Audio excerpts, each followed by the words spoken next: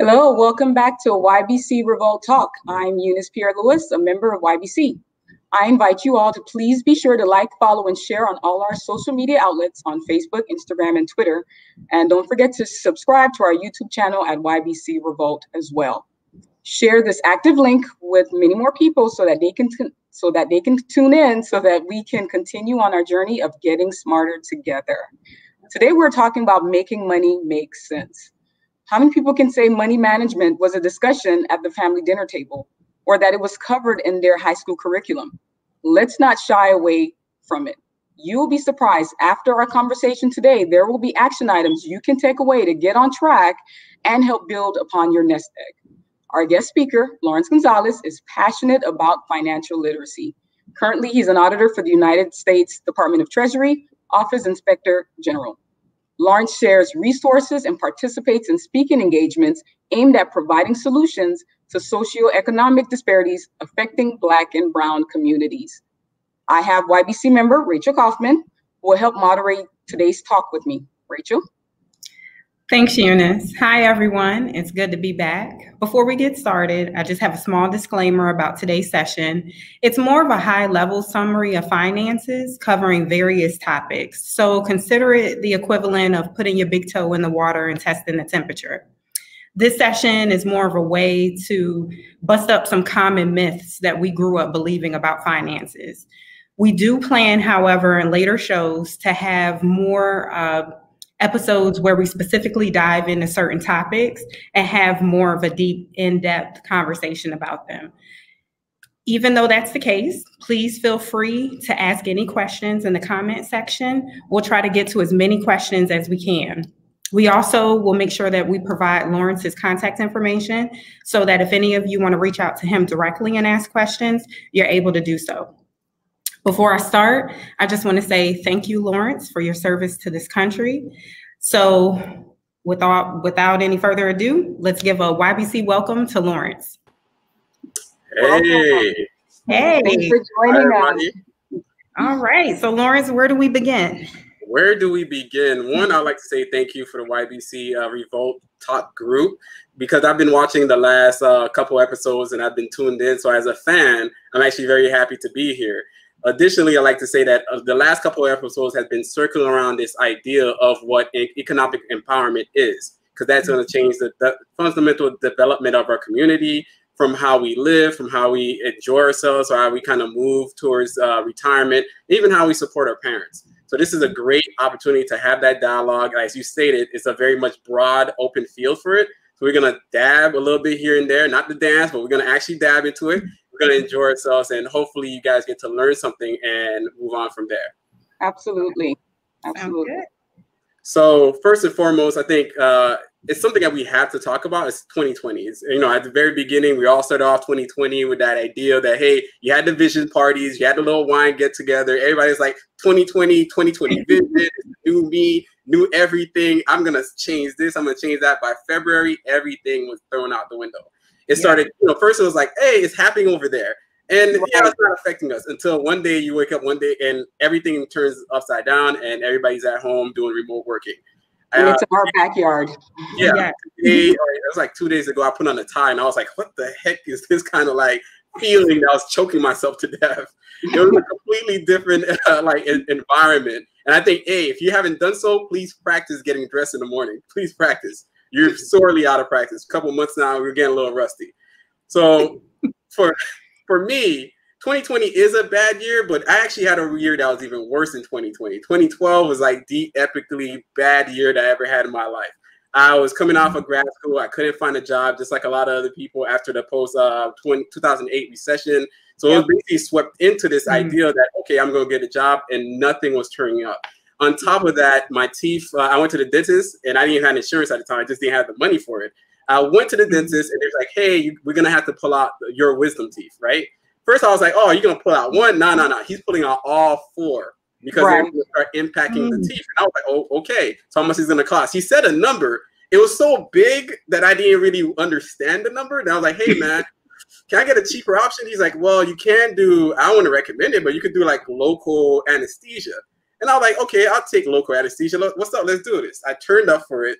And lo and behold, I still remember this, like the pain to this day. They go in, they break teeth, and they pull it out slowly, extracting every last one of them. So I was so poor in the sense of not emotionally poor or spiritually poor, but really financially poor that I could not afford the actual to knock out gas or laughing gas or good stuff. And I think about like maybe 2 days later, because I think I did it on Friday. So by Monday, I was back at work again.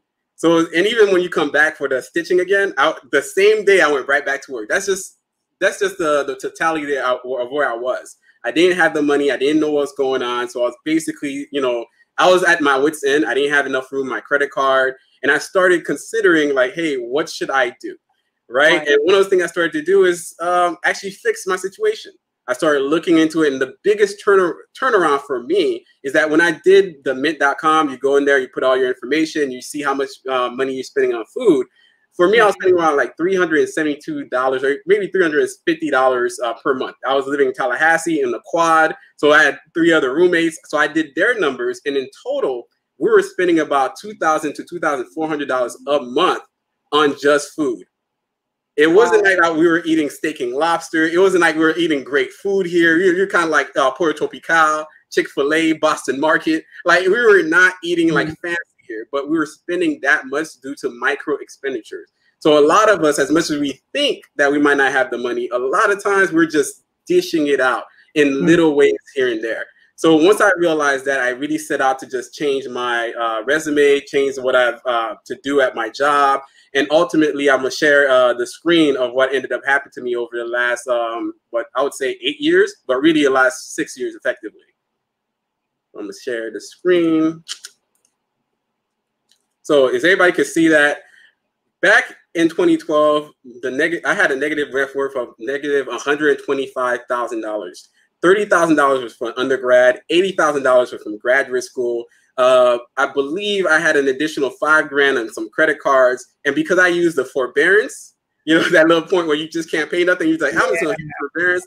It added something called forbearance interest capitalization. So I ended up earning on over a year, $10,000 worth of additional student loans that capitalized into my own student loans. So a total of $125,000. For 2 years, I kind of treaded water because I was not making that much money. But the moment I was given the opportunity to move to DC from Tallahassee, I took it, and I never looked back ever since. I started fixing my finances, so I ended up from like the negative 125 all the way to today, and I checked it recently, I was at $320,000 worth of net worth.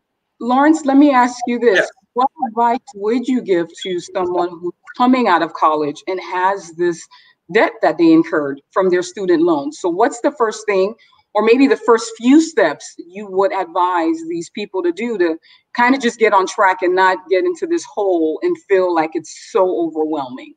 I would say the first thing is to, one, really sign up for like a mint.com or personal capital. You need to know what's coming in. You need to know what's going out. Without an accurate view or assessment, I used to be in the military, you can't strategize anything. You can't figure out what's going on if you don't know the problems to begin with. A lot of times, even I have best friends I was working with, I talked to them for 8 years, and they avoided me on the topic of like financial literacy because they never decided to read it. They just were so deathly afraid of looking at that number. And sometimes they sign up for Mint, they see like 100 and something, and they run away.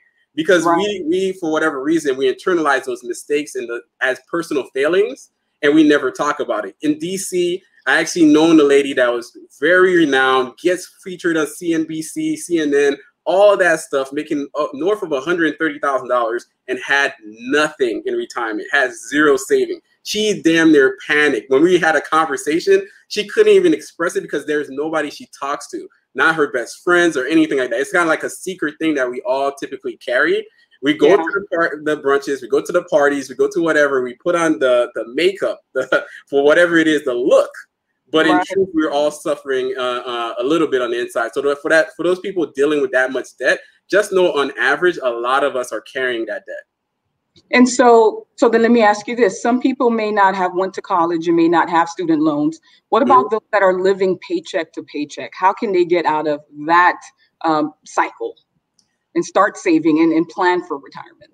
So some of that I'm actually going to discuss a little bit further, but I could actually toss it right then and there. I know somebody probably going to want to tune off mentally because like, hey, that guy made it or something like that. But that's not how it started.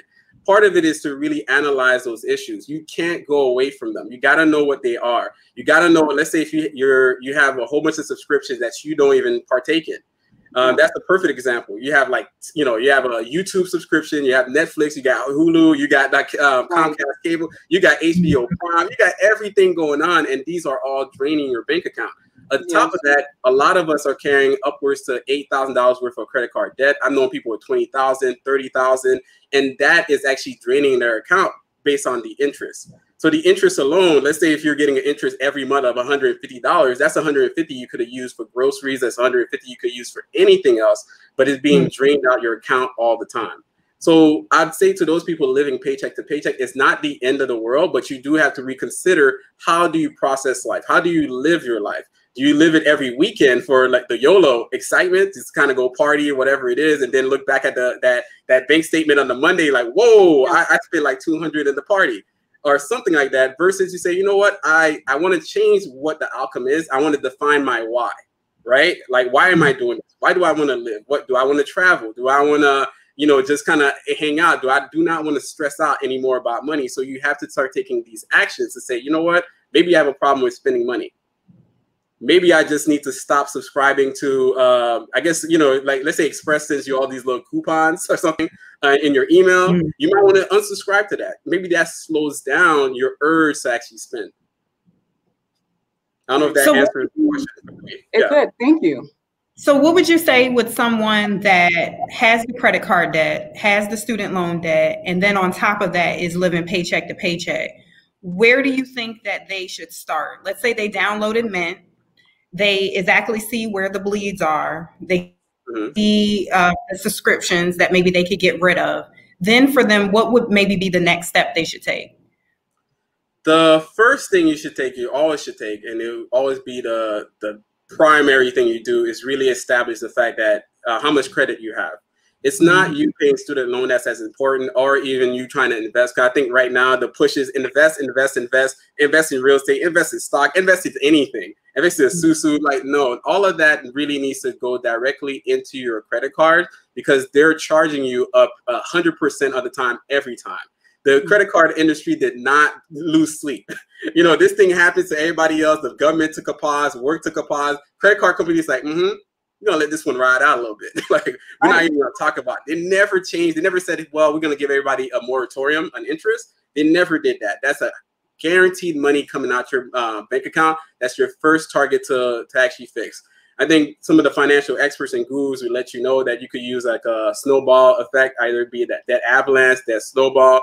I actually do use that blizzard, which basically means that, hey, first I tackle a small one. Just get me a small win, something out the window, so I could feel like, hey, I knocked this sucker down. I'm happy. So I took down like one of my smallest student loans. It's gone.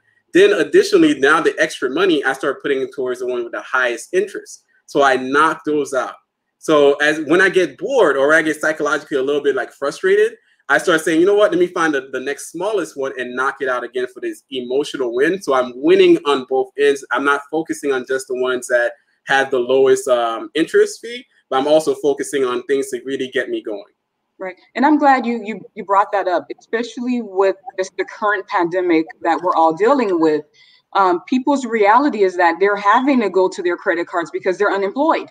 So now they're having to use their credit cards to pay for groceries, to pay for things. So having that conversation about, hey, let's try to pay down those credit cards with the highest interest first. And like you said, getting some small wins will give you that motivation to continue to try to pay your balances down. So question for you, is there a difference, or what are your thoughts between paying off the credit card and settling your credit payments? I like to go back. I'm not too sure if we go back to that slide that I have on. Yeah. This current slide was very interesting because I have a buddy named Marcus Garrett. He has a podcast called Paychecks and Balances, and he did a write-up about the 5 reasons you should raise your credit score, basically the impacts of bad credit on you. So the lifetime of the average American, just anybody that looks just like us, we're carrying a total of average balance of $274,000, and it will cost us in in that many years, 20 to 30 years, $195,000 worth of interest alone. There's another, I actually went a step beyond, because what he did was just kind of like, hey, if you had one credit card, if you just had one house, if you just had one student loan, but we already know that especially if you get paired up with somebody else and you have multiple credit cards over a lifetime, or multiple cars too, it's not just one car you're riding out, you're going to switch up to another car. In totality, that actual number is $525,000 worth of interest itself. That's literally how much you're carrying throughout a lifetime of your journey. That same amount itself, if you actually invested even $100,000 at 7% for 20 years, you would actually have probably $450,000, if not $500,000 of your own earnings, of money that actually made money for you. So we're in a situation where, like you said, credit cards is an issue, and I think a lot of people get into desperation mode and say, you know what, I want to get into settlement. I want to fix this problem faster than I got into it, which is always a problem. It's not the quick fix that we should be going after. We should be going after the actual numbers. Sometimes with people that do the quick fix, what they do, they tack on an additional fee. Just like refinancing, it sounds great in theory until you call the bank and the bank says, well, we have a processing fee, a closing cost. You're basically getting a new loan and you have no idea that they're just gonna, and because you feel good about what the number they probably presented you with, they're tacking that on the back end. So in totality, it ends up being more than you actually anticipated. So it's not always really beneficial to do the quick refinance or even the I guess debt consolidation. And I'll give you one more story about that. It's ultimately a bad call. One of my best friends at my job, another auditor, she's brilliant by any stretch of the imagination. Another very smart CPA auditing person. She's beyond me by leagues and bounds. She had the same amount of debt I had. And the first thing I asked her about her debt, she's like, well, what I'm going to do is get a personal loan. So she consolidated all her credit cards, you know, it sounded genius at the time, into a personal loan, because she said she bought it, she got a better deal, she could pay it off quicker, and then she's going to freeze all the other cards. I was like, I don't know, that sounds kind of fishy. I continued my path, my strategy, and lo and behold, a year later, I called her, I asked her again, she's like, well, I still have the personal loan, and also she unfroze the credit card that she froze, and she started using them again. So now she not only has that $20,000 in personal loans, she has that and plus an additional $5,000 in credit card debt. So what you need to start understanding, it's not just about the money. It's about our behaviors that affect that money. So it's it's our habits. So for her, every time she kind of looked around, she's like, you know what? I want to reward myself. It was a credit card. Or I feel bad. It was the credit card. Oh, my friend needed, oh, we're going to go to this party. Oh, she's hitting 35, so we're going to go on the trip. The next person said, I'm hitting 35 too. Then the whole group goes on the trip. Then the other person said, I'm hitting 35 next year. So everybody keeps going on these things, keep adding more and more to the credit card, not because she's malicious. It's just happening without her really noticing that she needs to switch up her behavior and understanding the power of no. That's the biggest thing that we haven't figured out. Like, you could tell your friends no. And if they are your friends, they'll stick with you and they will not reject you. They'll just be like, okay, maybe today is not the day to go out. Right? You have to be able to say no. You got to be able to say no to family too, especially when they come around and say, I need some money. If you had your money invested properly and actually moved away from you, you'd be like, yeah, technically I don't have any cash. So I could give you advice. I could help you on your taxes. I could work on your resume. I could give you all these things that are not even money related, that even has higher value, but I don't have the cash to give you. And that's okay to say. If we can't say that, we're going to keep burying ourselves into debt. So what would you say is the responsible way to use a credit card if somebody is going to try to have one or a few to try to build their credit? The responsible way to use a credit card, I think, is what they always say. You basically, you buy what you need for the month and then you pay it off immediately. I guess at the very beginning, I actually had a lot of credit card debt. I was paying in total for like 5 years or something. I paid about $6,000 worth of interest. I actually tabulated it all together. I work with a lot of people that never even look at their statement at all. They don't even know they had a statement to look at because everybody went basically online. So what I would say is that, you know, if you already have a problem with spending, you'll notice it off a Mint. They'll literally let you know that you've been going to any store at this point, or you're going over budget for your food or whatever it is. It's going to keep popping up, and then you're going to start noticing a pattern within yourself. And when you start accessing that pattern, fixing that pattern, you'll start you start building a little bit of the wealth gap that's going to get you out of the hole. Yeah. So then let me ask you this. So going back to the paycheck question, right? Because again, the examples you gave, that's typical. That's just human nature. And we know too many people, ourselves, I'm guilty in some of those instances of falling into those same trappings, right? So what would you say is the right portion to allocate for, let's say, savings, let's say retirement, 401k when you get a paycheck? Because now I've done what you did. I've downloaded Mint. I'm ready to get my act together. I've assessed myself. I know how much income's coming in. I know expenses. Now, how do I divvy up my paycheck?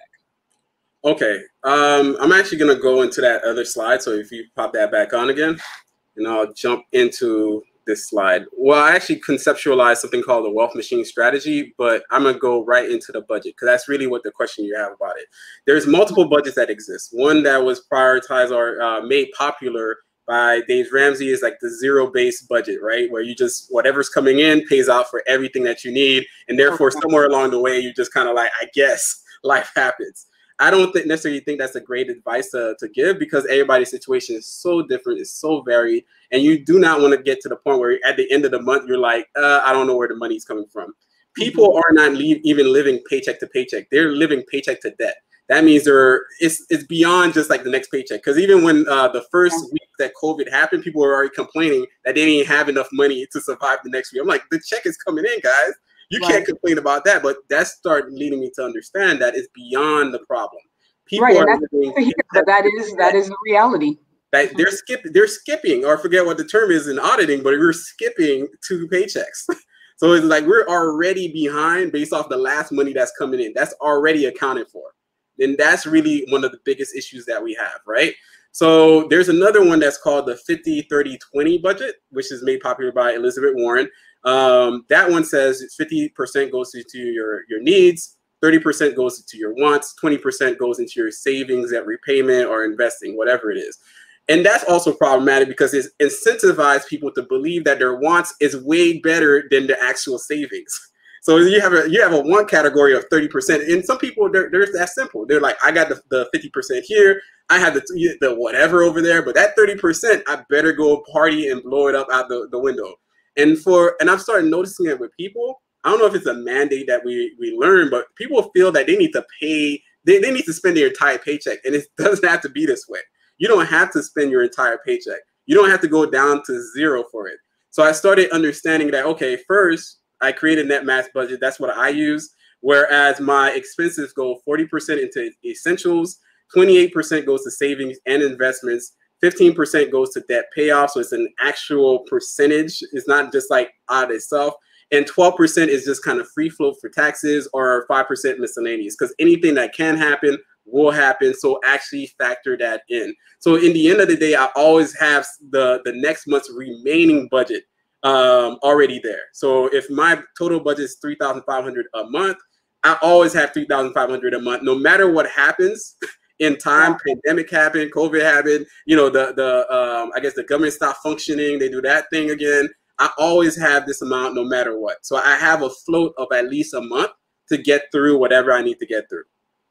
So ideally, what's going on is that people need to remember the true understanding about your budget, which is 25% of your budget, or 25 of your total housing costs should not exceed that amount. So that means a lot of people are living way beyond their living establishment, and that's really the key one. If you could fix that, it doesn't matter the lattes that you get, it doesn't matter the travel that you do. Your 25% right there is the problem. That means if you have to get a roommate, get a roommate. If you have to live with somebody else or downgrade to a studio, 1 bedroom, whatever it is, that's really is the problem with our generation, is our housing costs far exceeds that amount. Some people are living like 40%, 35%, beyond even just their normal paycheck before taxes, which is the problem. Once you start identifying that, you could reduce that amount and create more opportunity for you to pay down debt even faster. And then you could use that amount to put in what I call wealth machines, which either be investing, dividend strategy, real estate investment, that kind of thing, to create more money that goes back into your equation, that helps you pay down even more debt and even invest even more on the back end as well. Okay. So I have a question. Oh, let's go with the questions. I love it. I do this all day. We're excited. So what about someone that now they're back at work, but they've also received stimulus money? What would be the suggestion that you would have with them? Because I've seen like some people treat it like it's just free money. Let me go to Vegas and go spending. Whereas other people aren't sure if they should spend it and just put it all in savings. So what would you say to those people? I would say, for one, this is why I said that it's always great to actually learn more information, to get educated, because that moves you away from fear. When you don't know something, you speculate, and speculation is never a good thing. That's something when you say, oh, Uncle so-and-so said that so-and-so did or whatever, you don't even know what's going on. You're just speculating based off of somebody else's information. The more and more you delve into this thing called financial literacy, you're going to start noticing that it's not as difficult as you anticipated it to be. All you have to do is do some common things, right? One, making sure that you're investing in your 401k, 403b, 457b for different other vehicles. They're basically the same thing. You invest up to the contribution amount of $19,500 a year. And even if you don't have the full $19,500, you could put any amount. And sometimes you have a matching contribution at your job. And that matching contribution for me, the last 5.5 years, ended up being $30,000, because that contribution also grows on its own. Because there is this thing that keeps happening when you leave that money on the table. And I've never seen, like, that basically means that I was going to leave $5 grand on the table every year. That sounds kind of ridiculous on its head, right?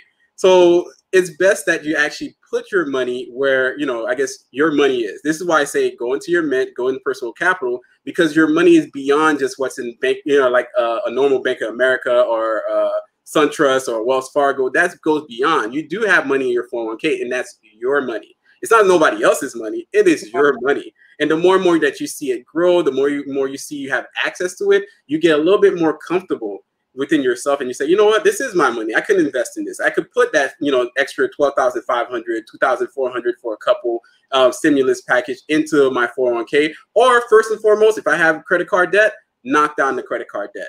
Use the money, because saving at 0.01% is doing you no good if you're losing every month at anywhere from 5 to 10% a month, on top of inflation as well. It does you no good to hold on to money in a bank savings account. It's the worst idea you could press. You may as well put it underneath your mattress or set it on fire. I don't know what it is, but you want to focus on doing some real things with that money. I actually saw a couple recently, and I was shocked. I was like, it's like, whoa, it's like, what did you do? They have $79,000 in cash. Why do they have $79,000? Because we're gonna use it in the future to buy a home. It's not today. Maybe it's 2 years. Maybe it's 3 years. They just have that just in the middle of nowhere. I actually helped out a friend who turns out she has $7 grand in her closet in a coat. I'm like, what do you need to go? So if somebody busts through the door, like, it's like, this is my bribe money? Like, get me out of this. And I think part of the issue is we're not educated, right, enough in the community. So some people are afraid, or they think it's not for us. We can't do it. That's for those people that make a lot of money. Mm-hmm. So can I start investing? Is it too soon? Or how early can someone start really looking into investing? Anything that we've been talking about on YBC, you can start looking into it now. Because the thing is about our parents' generation, this stuff used to be out of sight, out of mind. They had to go to the bank to ask people how to invest. And it was only through the bank that they could have invested. Fintech, or even technology overall, has completely opened up the scope of everything. That means all this information is free, it's available, it's on Google. Or you could listen to tons of content on YouTube or even different podcasts. If you don't feel comfortable with what somebody tells you, go with that instinct. But please just use your Google search. It will pop up so much good content, and you can start vetting back and forth who's saying what and what's going on. But additionally, if you want to start investing, like I said, make sure you already knock down your credit card debt, right? You knock that sucker down. Make sure you get that down, because you're losing no matter what. Like, this is not, but investing is like a Vegas game. Sometimes it works, sometimes but sometimes, you can actually win out. So I'm not going to sell it as if it's 100% win every day. It's not that. It's something that you take your time with, you invest, and you ride the wave all the way up, and you hold as long as possible. But at the very beginning, the first thing you need to do is knock out what you need to knock out, get some emergency savings as well, anywhere from 3 months to 6 months.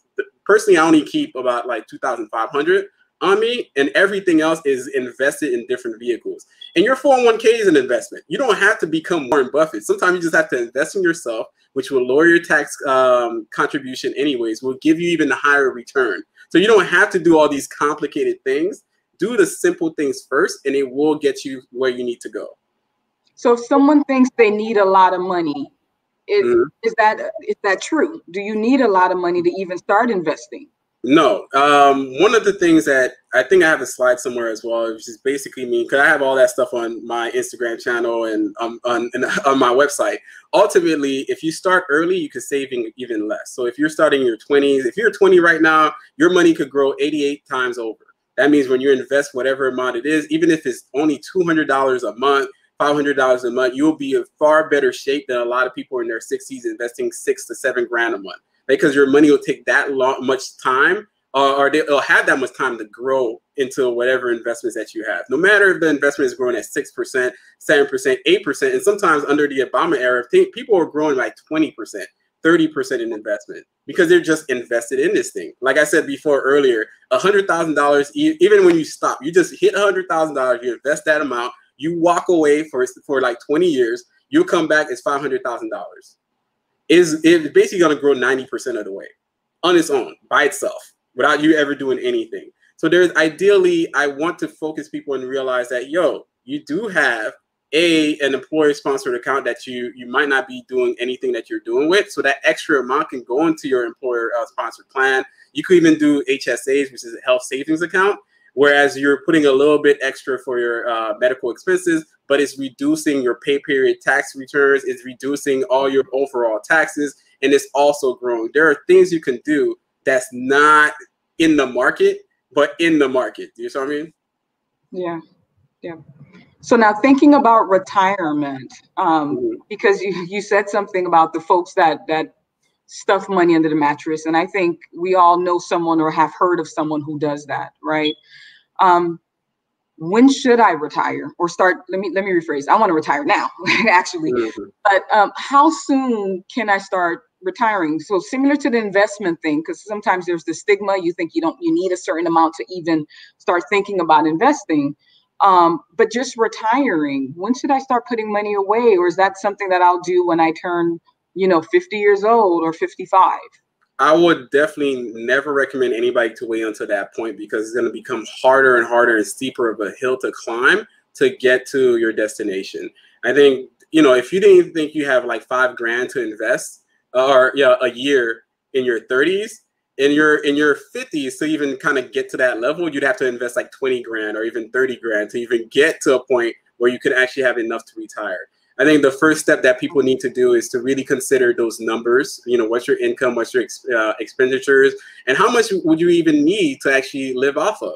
Let's say you say $30,000 is the number that you need a year, or maybe $40,000. Maybe that's a little bit more of a fair assumption, depending on where you are in the world or where you're living. $40,000 times 25, that would be the number that you want to aim for. And you don't have to accomplish like the $1 million retirement 100% of the way. You can also start looking at, hey, how much I'm going to get estimated for my Social Security. You can actually go on SSA.gov. It's a free website that's provided by the government where you can actually see your Social Security estimation at the time you're 62, full retirement, full retirement. I think that's what they call it, and even max retirement. That ultimately will give you a number, and that number might be maybe $20,000 a year, maybe it's $15,000 a year. So instead of the $40,000, now you only need to cover 25. 25 times 25, maybe that's the way you need to go. Or you just basically you do the best that you can with what you have, even no matter where you are. So if you're 30, you're 40, you're 50, you still have to run the same gauntlet, which is know the numbers that you're working with, pay down what you can, the credit cards, and then focus on the big items, like, especially for people who are pushing 40. Start talking down housing debt, because that's the biggest issue that a lot of people in retirement are dealing with, because they're still paying off their homes all about the time where they don't have any real income coming in. So for 40 pluses right now, focus on paying down your housing debt. Knock that down. At the same time, invest in yourself, because that money is going to grow over time, and it's going to give you the leeway to have that exit plan that you want to have. And that could be different for anybody. You could have what they call fat FIRE now, or they call it the FIRE movement, financially independent, retire early. I think some people are doing it with at 40. Some people are doing it at 50. I'm actually going to retire in 15 years. You know, that's my plan, because I know those numbers. I work with people all the time. I could tell you those. Like, I literally created these type of things on my website, these resources you could just plug and chase, and you can see how much money that you're going to have at the end for your retirement. Because in our community, we don't have enough financial advocacy or literacy educators. So we don't know what these numbers are. We don't have the conversation that we need to have. And if we're getting information, it's probably from the shade room. So I don't know. Yeah. And unfortunately, I've come across people who waited and thought that their Social Security check would be enough for them to live on. And yet they're finding at a late age in life that they're having to get a part-time job because it's just not enough, you know, waiting for that Social Security check to come in. So thank you for sharing that, because definitely I'm a proponent of starting saving early, you know, for retirement, so that waiting for this check that it's not going to be enough. But the way cost of living and who can control what may happen. Yeah, I think there's still going to be, at least in the shortfall for our parents' generation, and even for some of ourselves, there's going to be Social Security. We're going to be fine, I think. But right. ultimately, but will it be enough, right, to sustain? Yeah, it might not. It definitely might not be enough, because this was intended to be a three-legged stool. I think a lot of the experts will say that used to be the idea. You're using your pension, you're using Social Security, and also you're using, I think Medicare was there, or some level of investment on the side, right? But people haven't done that. They just basically just like, you know what, Social Security is the only thing I need. Or if they ever even look at that number at all. So I'm telling you today that these numbers or these vehicles exist, especially due to technology. Go to SSA.gov and look and play around with it. You'll see the number in real time. It'll even show you, for fun's sake, how much money you actually made throughout your lifetime. And you'll be like, oh, shoot, I might have made $750,000. Where did it go? Yeah. You know, or I might have made $1 million. Where did that go? Yeah. So let me ask you this. Let's talk about the millennials a little bit. So for those people that see everyone on Instagram and they're traveling and there's these exotic trips and everything else, and then they're wondering how come they're able to go to, you know, Malaysia and have this trip, and yet I'm just doing my 9 to 5 and I was told if I just work real hard, I'll get there. What advice do you have to those people that are just working real hard and can't seem to get that exotic trip that they may want to get or go to? First and foremost, stop. We spend way too much time on social media or even watching TV. I think there's tons of Nielsen reports that will prove that Black and brown people spend too much time on these like avenues. We juice them up. We make other people a lot of money from it. And sometimes we do follow a lot of people. We're a group that, hey, if somebody else did it, I got to go do it too. It has no context. I got to go to Dubai. I'm like, Dubai is founded on slavery. Like, there's like nobody wants to talk about it. It's like everybody just wants to jump on that plane and be there. And sometimes to have that outfit that flows in the air and you can take the photo of it. That's not really, that's not a real purpose. Start having your own purpose, right? Like, I want to go travel because I want to learn about this culture. I want to actually eat different foods. You need to start having your own personal whys. That's my own takeaway. Maybe it's a diatribe, maybe it's a rant, but that's my thing. But if you see other people are doing it, 9 times out of 10, they're not telling you how they're doing it. And how they're doing it, they're basically leveraging it off of debt. And sometimes when they buy into this entire thing, the photos that you see is that one location that they went, or that one time that they spent at the hotel, and it looked really good. And they took every photo, and they probably took like 20 photos just to get that look that they could put on Instagram after they curated 110 times. And that's what they sell to the public, but they didn't tell you that it cost them 10 grand, right? And that's the problem. I will tell you, I went overseas. Me and my fiance, we knocked out 12 countries in 14 days. It cost us, I think, around like $11,000 or something. But majority of that was actually covered by the credit card travel points. I would say the first time I went to Brazil in 2016, I actually picked up the Chase Sapphire travel card, and it was when they were doing 100,000 points. It was right after I bought a home. So I basically had to furnish my home, and I used the credit card that I paid off, systemically or whatnot throughout the process. It was able to generate that many points, and I was able to go to Brazil for free. Sometimes people won't even tell you how they got there. Sometimes for free, sometimes because somebody else brought them there, and they don't even, the camera pans, but it's never to that one person. So don't buy into the lie sometimes. It's just a lie. And it's over. Go ahead, Rachel. What would you say to someone in their 20s that, let's say they got a credit card when they were in college, they lived their best life all 4 years, and now they are extremely over their head in debt? I'm talking $40,000 to $20,000 in debt.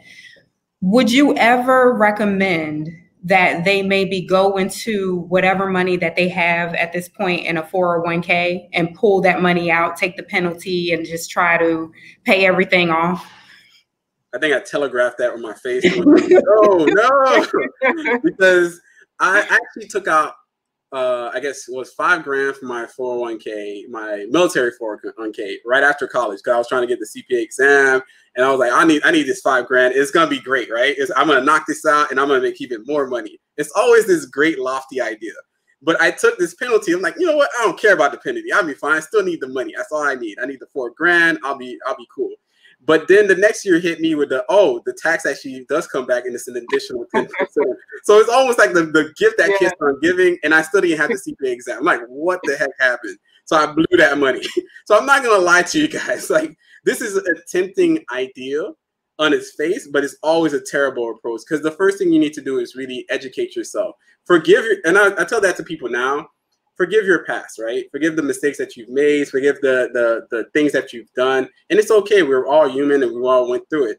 But don't rush into this new self. Don't rush to try to solve this problem, because it's going to end up being worse than how you began. So taking out money for your 401k, I think you can generally reallocate it. So if it's not allocated correctly, you should reallocate it. But everything else, just use your time, pay down what you need, pay down what you owe, and just be diligent about it, and you'll be fine. That extra pressure, that social pressure to knock it out, and hey, I'm gonna fix it. I'm like, you were not that smart to begin with. This is not the time to get cute. Oh man, thank you for that. So now, what are some avenues, if you can just share with us, that can help generate income? Some avenues that can help generate income, I would say off the top, especially because I knew a lot of people from college, so a lot of my formative education is based off of like watching the ladies and then watching the guys. But for the ladies, you have closets full of clothes that I don't even use. So I would say straight up, knock out that closet. All right. You can streamline it. You can minimize it. Sell these suckers on Poshmark or something. Be careful, Lawrence. Huh? Be careful. Be careful. You're like, that one dress that I wore that one time, I'll never give it up. For the fellas, I actually walked into one of my best friend's closets one day. I'm like, okay, cool. I'm just gonna use it, because he had to go through his closet to get to his bathroom. It was a weird Orlando type of setup, but he had like wall to wall like shoes, like straight up Jordans, wall to wall. And I'm like, you might have wear this. You're a collector, whatever it is, but all of that could have made you tons more money on top of that. So ideally, if you're starting off from scratch, forgive your past, make those concessions, start cutting out things that are not that important. And it even took me 8 years to convince my buddies to actually join me on this plan on T-Mobile. And we were all paying $125 a piece for our I guess, cell phone companies, right? And I want you to guess, how much do you think we pay a month now in totality together? How many people? It was 3 of us. So it's 3 of us on this plan. How much do you think we pay a month? $100? Huh? I'm gonna say no, we spend 90 total. 90 total. Wow. Before, we all were spending 125 a pop. We spent 90 total. Why? Because one day it finally got to them, you know what, Lawrence, crazy ideas about money. Maybe we should try it. And lo and behold, it's the best thing we could ever do. Every year I'd be like, hey man, give me $250. And ever since then, they're like, cash app real quick. And they never have to pay for their cell phone ever again. And plus we get Netflix for free on top of it. Nice. So there's can cut, and you don't have to do it just with family, because sometimes family is not available or they just don't want to do it. So hit up your friends, your best friends. If you call them your best friends, hit them up and say, hey, how much are you paying for this and that? Let's get on the family plan. Let's work together. Or let's do things like this Disney, Hulu, and ESPN package. Now me and 4 other guys are on that one. And we pay maybe I pay $10 a month for all of us. And I think we already paid for the thing for like 3 years. It's an insane proposition, but these little things that you're doing might not seem much, but it's going to create a certain amount of money extra that you could pay down debt or even invest. Yeah. So it sounds like to me, assessing your financial situation, start off with that, putting some sort of budget together definitely goes a long way. Assigning your funds, right? Some sort of savings, some sort of retirement, some sort of investment is the way to go. And I think if you start doing those things, then people can get on track. Yeah, you'll become an automatic millionaire. Like it's actually insane. Or like I was on a call with Senator Tim Scott recently on Capitol Hill talking about financial literacy, and I told him I went from $125,000 in debt to $320,000. He even said that he did the math. He's like, that's a 400% increase. Like, yeah, in about 6 years. Then it's actually very doable. In the next 5 years, I'll be a millionaire. So I'm not a special person. I didn't have like my undergrad grades was like 2.7, barely survived that kind of scenario. So I'm not I'm smart enough to know all the pieces, but like I guess on paper I'm not book smart, right? But ultimately, I'm not this special person, and I started noticing these are a financial order operation that exists. If you do these things and you do it correctly, you start switching up your life, you'll see an increase that's astronomical. You'll have a good time, I promise you. If you focus on your needs, they will always conquer your wants. You'll get the home. Even, I guess, when I bought my home, it was $125,000. And when other people said it's impossible to find, I was like, yeah, I went looking, and lo and behold, I found a condo that's $125,000 right in DC. Okay, so with that extra room, my buddy popped up out of nowhere. He's like, hey, I want a spot to stay in. So I'm like, yeah, I guess I got an extra spot. The same year that I bought it, it's like, I got an extra spot, and I charge you $600, I guess. So I ended up, he ended up, I guess, helping me, but it became house hacking at that time, right? Where that money made me money. So instead of him paying $1,000 a month like I was paying before in DC by myself, he was paying me $600, and I was paying $1,000 for my mortgage. Each room was big sizes. We even have a fireplace for some strange reason. Walk-in closets. You're talking about like this is a great way to just change up your life. And on top of that, my other buddy called me from California and said, hey, I need some extra cash to buy a home. So I was like, I barely trust you, but whatever, cool. Because I had the extra money at that time. So I was like, you know what? It happened for me. I'm going to create the opportunity for you, right? And lo and behold, he pays me back. He bought a home. In about 4 years, we both have two homes, a pop. No, not even 4 years. It's actually 2.5 years. We ended up with 2 homes. I have a home. I have a rental property. He has a home. He has a rental property. That's how it ended up happening. So basically, every good decision that I've noticed, every good direction that you go creates more paths and avenues for better decisions over time. Absolutely. Very true. So what advice would you give to a person of color who's thinking about generational wealth? If you're thinking about generational wealth, then you have to really lose yourself in it, right? Because what you have to remember is that, like, for example, my grandmother is from, turns out she's from the Dominican Republic. So she's Black Haitian, but Dominican Republic. And she worked out in the field. She transitioned her life. She gave up her body as far as to work the field to go and transition to the city of Port-au-Prince. From that point on, my mom was born. Everybody was there. They focused on some level of education. She ended up giving away from her spirit, which I think that's really what it is. When you transition from Haiti itself all the way to America, you're really changing who you are culturally. It makes you feel bad because you don't have anybody to associate with. And it's creating the next wave of opportunity for a person like me, where it doesn't have to be the best situation that we grew up in, but it was at least an opportunity for me to focus on some level of education so I could use that education to go a step further. I think a lot of people make generational wealth to be this grandiose thing, but these are the steps already happening. Your grandmother went through this thing. Your mom already went through the thing. You're going to go through some things, but you're going to keep pushing the ball forward.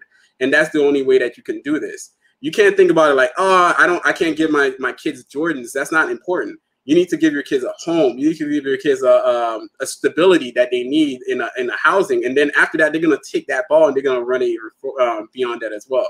And the best thing for us to give as, I guess, Gen Xers or millennials or even digital, the best thing for you to give your kids now is actually no liability retirement.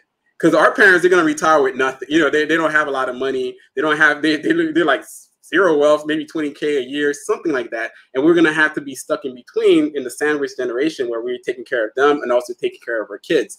What you can do for your kid, no matter what, is to leave them with no liability so they can start their lives off a little bit better than you actually leave them with. So I don't want you to leave your kids with this like, hey, my mom and dad doesn't have anything in savings. Start saving now, start doing your investing, start focusing in, and then you're going to create generational wealth no matter what. Yeah, absolutely. Thank you. Thank you. So Lawrence, please share with the people how they can reach out to you. You can reach out to me you could share this actual link. You should share YBC. You could go back to all the YBC videos because they're all excellent. They're all amazing. I loved all the guests on there. So it's been a cool turnaround. But you can press that button. It's called share. Just share that button. But to find me, you'll find me on Instagram or even on my website. So the handle is theneighborhoodfinanceguy.com. Or even on IG, The Neighborhood Finance Guy. It's a long name, but it has to do with Spider-Man. I know there's a lot of cool Avengers level financial experts out there, but I'm just the neighborhood like finance guy trying to help everybody actually attain what I think is generational wealth over time and automatic millionaire status. So I help people all the time. You ask some questions, I will always respond. And if people want one-on-one help, I actually provide that as well. So there's a lot to do here, and that's why I love this kind of conversation. Wow, thank you. Thank you. We're glad to have you on. Yeah. Thank you. So some would say money makes the world go round. Whether it's true or not depends on your outlook and circumstance. I'm reminded of the stage play, A Raisin in the Sun. There's a line that says, once upon a time, freedom used to be life. Now it's money. So I ask you this, what would you do if you had financial independence? Please join us next time, Thursday, August 13 at 7 p.m. as various members of the YBC group discuss Your Vote Counts, the importance of your vote. Till next time, this has been YBC Revolt Talk with Lawrence Gonzalez. Thank you. Thank you.